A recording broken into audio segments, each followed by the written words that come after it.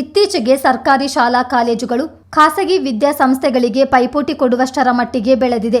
ಉತ್ತಮ ಮೂಲಸೌಕರ್ಯ, ಗುಣಮಟ್ಟದ ಶಿಕ್ಷಣ, ಸುಸಜ್ಜಿತ ಕಟ್ಟಡ, ಸ್ಮಾರ್ಟ್ ತರಗತಿಗಳು, ಆಟದ ಮೈದಾನ, ಕಂಪ್ಯೂಟರ್, ಪ್ರಯೋಗಾಲಯ ಹೀಗೆ ಸಕಲ ವ್ಯವಸ್ಥೆಗಳು ಸರ್ಕಾರಿ ಶಾಲಾ ಕಾಲೇಜುಗಳಲ್ಲಿದೆ. ಕೊಡಗಿನ ಸರ್ಕಾರಿ ಕಾಲೇಜೊಂದು ಹೊಸ ಹೆಜ್ಜೆ ಇಟ್ಟಿದ್ದು ಇಡೀ ರಾಜ್ಯಕ್ಕೆ ಮಾದರಿಯಾಗುವ ಜೊತೆಗೆ ಇತಿಹಾಸ ಸೃಷ್ಟಿಸಿದೆ. ಇದು ಮಡಿಕೇರಿಯ ಸರ್ಕಾರಿ ಪ್ರಥಮ ದರ್ಜೆ ಕಾಲೇಜು. 2007ರಲ್ಲಿ ಕಾಲೇಜು ಸ್ಥಾಪನೆಗೊಂಡು ಇಂದಿಗೂ ಯಶಸ್ವಿಯಾಗಿ ಮುನ್ನಡೆಯುತ್ತಿದೆ. ಈ ಕಾಲೇಜಿನಲ್ಲಿ ಬಹುತೇಕ ಗ್ರಾಮೀಣ ಭಾಗದ ಮಕ್ಕಳು ವಿದ್ಯಾಭ್ಯಾಸ ಮಾಡ್ತಿದ್ದಾರೆ. ದೂರದಿಂದ ಬರುವವರು ಕೆಲವೊಮ್ಮೆ ಏನೂ ತಿನ್ನದೆ ಖಾಲಿ ಹೊಟ್ಟೆಯಲ್ಲಿ ಬಂದಿರ್ತಾರೆ. ಮತ್ತೆ ಕೆಲವರಿಗೆ ಲಂಚ್ ಬಾಕ್ಸ್ ತರುವುದು ಕಷ್ಟವಾಗುತ್ತದೆ. ಇದನ್ನು ಅರಿತ ಕಾಲೇಜು ಆಡಳಿತ ಮಂಡಳಿಯು ಸಭೆ ನಡೆಸಿ ಚರ್ಚಿಸಿ ಎಲ್ಲಾ ಮಕ್ಕಳಿಗೆ ಊಟದ ವ್ಯವಸ್ಥೆ ಮಾಡುವ ನಿರ್ಧಾರಕ್ಕೆ ಬಂತು. ವಿದ್ಯಾರ್ಥಿಗಳ ಹಸಿವು ನೀಗಿಸುವ ಉದ್ದೇಶದಿಂದ ಮಧ್ಯಾಹ್ನದ ಬಿಸಿಯೂಟ ಕಲ್ಪಿಸುವ ಮೂಲಕ ಉಳಿದೆಲ್ಲ ಕಾಲೇಜುಗಳು ನಿಬ್ಬೆರಗಾಗುವಂತೆ ಮಾಡಿದೆ. ಇದಕ್ಕೆ ಸರ್ಕಾರದ ಅನುದಾನ ಸಿಗಲ್ಲ. ವಿದ್ಯಾರ್ಥಿಗಳಿಂದಲೂ ಹಣ ಸಂಗ್ರಹಿಸದೆ ದಾನಿಗಳ ನೆರವು ಪಡೆದು ಪ್ರಾಂಶುಪಾಲರು, ಪ್ರಾಧ್ಯಾಪಕರು ಸ್ವಂತ ಹಣ ವಿನಿಯೋಗಿಸಿ ಊಟದ ವ್ಯವಸ್ಥೆ ಮಾಡಿದ್ದಾರೆ. ಪ್ರತಿನಿತ್ಯ ಅನ್ನ ಮತ್ತು ಸಾಂಬಾರ್ ನೀಡಲಾಗುತ್ತದೆ. ಸುಮಾರು 130ರಿಂದ 150 ವಿದ್ಯಾರ್ಥಿಗಳು ಇದೇ ಊಟ ಸೇವನೆ ಮಾಡ್ತಿದ್ದಾರೆ. ಅಡುಗೆಗೆ ಓರ್ವ ಸಿಬ್ಬಂದಿಯನ್ನು ನೇಮಿಸಲಾಗಿದೆ. ನಾವು ಮಧ್ಯಾಹ್ನದ ಬಿಸಿಯೂಟದ ಯೋಜನೆಯನ್ನು ಕೂಡ ಪ್ರಾರಂಭ ಮಾಡಿದ್ದೇವೆ. ಕಾರಣ ಸ್ಪಷ್ಟ. ಈ ಮಹಾವಿದ್ಯಾಲಯಕ್ಕೆ ಬರುವಂತಹ ಹೆಚ್ಚಿನ ವಿದ್ಯಾರ್ಥಿಗಳು ಅದು ಗ್ರಾಮೀಣ ಪ್ರದೇಶದಿಂದ ಬರುವಂಥವರು. ಅವರು ಮನೆಯಿಂದ ಸುಮಾರು ಬೆಳಿಗ್ಗೆ 7 ಗಂಟೆಗೆ ತಮ್ಮ ಪ್ರಯಾಣವನ್ನು ಪ್ರಾರಂಭಿಸ್ತಾರೆ. ಬೆಳಿಗ್ಗೆ ತಿಂಡಿ ಮಾಡಿ ಬರುವಂಥದ್ದು ಭಾಳ ಕಷ್ಟ ಆಗ್ತದೆ. ಅದರ ಜೊತೆಗೆ ಮಧ್ಯಾಹ್ನ ಬುತ್ತಿಯನ್ನು ಕೂಡ ಅಥವಾ ಟಿಫಿನನ್ನು ಹಿಡ್ಕೊಂಡು ಬರುವಂಥದ್ದು ಕೂಡ ತುಂಬ ಕಷ್ಟ ಆಗ್ತದೆ.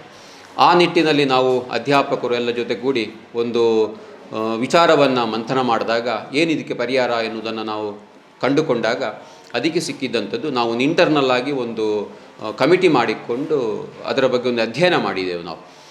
ಆಗ ಹೆಚ್ಚಿನ ವಿದ್ಯಾರ್ಥಿಗಳು ಈ ಸಮಸ್ಯೆಯನ್ನು ಎದುರಿಸ್ತಾರೆ ಅನ್ನುವಂಥದ್ದು ಗೊತ್ತಾಯಿತು. ಅದಕ್ಕೆ ನಾವು ಕಂಡುಕೊಂಡಂಥ ದಾರಿ ಏನು ಅಂತ ಕೇಳಿದರೆ ಮಧ್ಯಾಹ್ನದ ಬಿಸಿಯೂಟದ ಯೋಜನೆ. ಸುಮಾರು 130ರಿಂದ 150 ವಿದ್ಯಾರ್ಥಿಗಳು ಈ ಬಿಸಿಯೂಟದ ಯೋಜನೆಯ ಪ್ರಯೋಜನವನ್ನು ಪಡೀತಾ ಇದ್ದಾರೆ.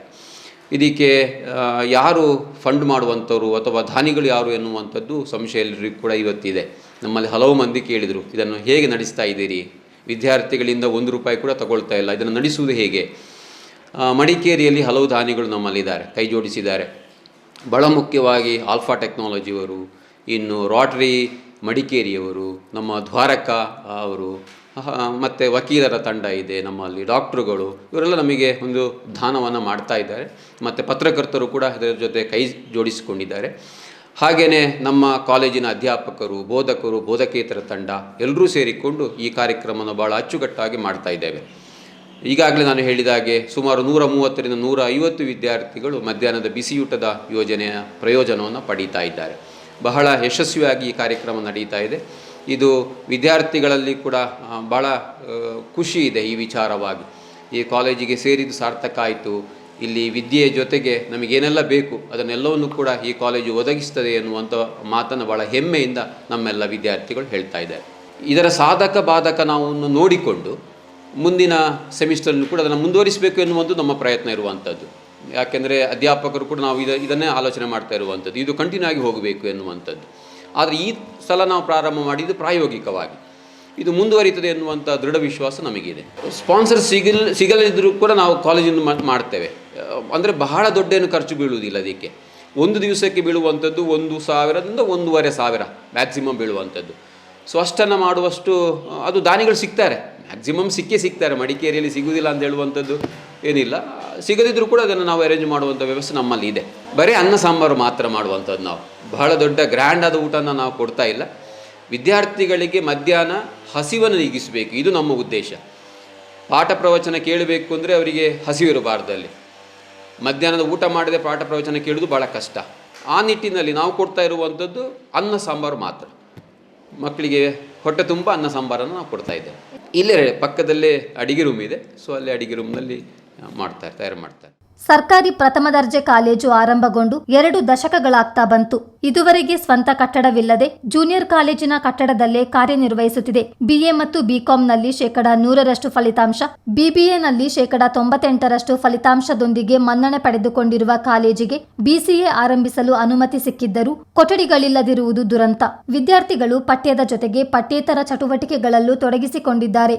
70 ವಿದ್ಯಾರ್ಥಿಗಳು ಟೈಲರಿಂಗ್, ತಲಾ 20 ವಿದ್ಯಾರ್ಥಿಗಳು ಕಂಪ್ಯೂಟರ್ ಹಾಗೂ ಫ್ಯಾಷನ್ ಫ್ಯಾಷನ್ ಡಿಸೈನಿಂಗ್, 30 ವಿದ್ಯಾರ್ಥಿಗಳು ಹೋಟೆಲ್ ಮ್ಯಾನೇಜ್ಮೆಂಟ್ ತರಬೇತಿ ಪಡೆಯುತ್ತಿದ್ದಾರೆ. 262 ವಿದ್ಯಾರ್ಥಿಗಳು ಇಲ್ಲಿ ಶಿಕ್ಷಣವನ್ನು ಪಡೀತಾ ಇದ್ದಾರೆ. BA, BCom, BBA 3 ಪ್ರೋಗ್ರಾಮ್ಗಳಿದೆ. ಇಲ್ಲಿ BA ಮತ್ತು BComನಲ್ಲಿ 100% ಫಲಿತಾಂಶ, BBAಯಲ್ಲಿ 98% ಫಲಿತಾಂಶವನ್ನು ಪಡೀತಾ ಇದೆ. ಕಾಲೇಜಿನಲ್ಲಿ ಶೈಕ್ಷಣಿಕ ಮತ್ತು ಶೈಕ್ಷಣಿಕ ಇತರ ಕಾರ್ಯಕ್ರಮವನ್ನು ಕೂಡ ನಾವು ಹಮ್ಮಿಕೊಂಡಿದ್ದೇವೆ. ವಿದ್ಯಾರ್ಥಿಗಳ ಪ್ರಯೋಜನಕ್ಕೋಸ್ಕರ ತರಗತಿಗಳಲ್ಲಿ ಪಾಠ ಪ್ರವಚನದ ಜೊತೆಗೆ ಇನ್ನೂ ಇತರ ಕಾರ್ಯಕ್ರಮವನ್ನು ಕೂಡ ನಾವು ಹಮ್ಮಿಕೊಂಡಿದ್ದೇವೆ.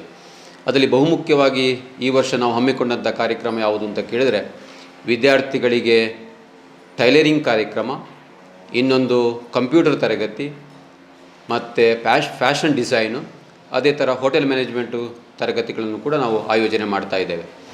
ಹೋಟೆಲ್ ಮ್ಯಾನೇಜ್ಮೆಂಟನ್ನು ಸುಮಾರು 30 ವಿದ್ಯಾರ್ಥಿಗಳು ಹಾಗೂ ಕಂಪ್ಯೂಟರ್ ತರಗತಿಯನ್ನು 20 ವಿದ್ಯಾರ್ಥಿಗಳು, ಇನ್ನು ಬ್ಯೂಟಿಷಿಯನ್ ಕೋರ್ಸನ್ನು 20 ವಿದ್ಯಾರ್ಥಿಗಳು ಹಾಗೂ ಟೈಲರಿಂಗನ್ನು ಒಂದು 70 ವಿದ್ಯಾರ್ಥಿಗಳು ತರಬೇತಿಯನ್ನು ಪಡೀತಾ ಇದ್ದಾರೆ. ಮಧ್ಯಾಹ್ನದ ಬಿಸಿಯೂಟ ಒದಗಿಸಲು ದಿನವೊಂದಕ್ಕೆ 1 ರಿಂದ 1.5 ಸಾವಿರದಷ್ಟು ಖರ್ಚು ತಗಲುತ್ತದೆ. ಉತ್ತಮ ಫಲಿತಾಂಶ ತಂದುಕೊಡುತ್ತಿರುವ ಕಾಲೇಜಿನಲ್ಲಿ ಮಕ್ಕಳ ವಿದ್ಯಾಭ್ಯಾಸಕ್ಕೆ ನೆರವಾಗಲೆಂದು ಈಗಾಗಲೇ ಹಲವಾರು ದಾನಿಗಳು ಮುಂದೆ ಬಂದಿದ್ದಾರೆ. ನಿಮ್ಮಲ್ಲಿ ನೆರವು ನೀಡ ಬಯಸುವವರು ಕಾಲೇಜು ಆಡಳಿತ ಮಂಡಳಿಯನ್ನು ಸಂಪರ್ಕಿಸಬಹುದು. ಆ ಮೂಲಕ ದೇಶದ ಭವಿಷ್ಯವಾಗಿರುವ ಯುವ ಸಮೂಹಕ್ಕೆ ತಮ್ಮಿಂದಾಗುವ ಕೊಡುಗೆ ಸಲ್ಲಿಸಿದ ಸಂತೃಪ್ತಿ ಲಭಿಸಲಿ ಎಂಬುದು ನಮ್ಮ ಆಶಯ. ಚಿತ್ತಾರ ನ್ಯೂಸ್, ಮಡಿಕೇರಿ.